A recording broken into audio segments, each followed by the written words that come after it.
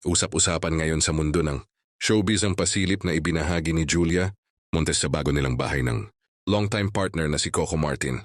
Sa isang simpleng post, makikita ang ilang bahagi ng kanilang tahanan na agad namang ikinatuwa ito'y pinag-usapan ng mga netizens. Sa naturang post, mapapansin ang modern at eleganteng disenyo ng kanilang bahay.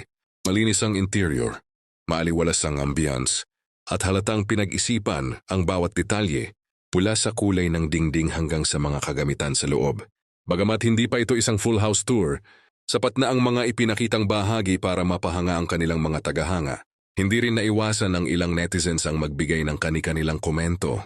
May ilan na nagsabing dream house goals ang bagong tahanan ng dalawa, habang ang iba naman ay lalong kinilig sa kanilang matibay na samahan na umabot na ng maraming taon.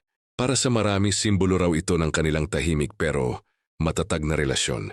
Matatandaan na matagal nang pinaplano ni na Julia at Coco ang kanilang dream house.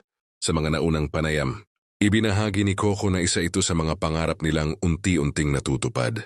Kaya naman ang simpleng pasilip na ito ay tila patunay na unti-unti na nilang naaabot ang kanilang mga personal na goals bilang magpartner. Kilala ang dalawa sa pagiging pribado pagdating sa kanilang personal na buhay.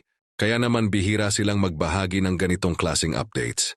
Dahil dito, mas lalong naging espesyal para sa kanilang fans ang nasabing post na tila isang rare glimpse sa kanilang buhay sa labas ng showbiz.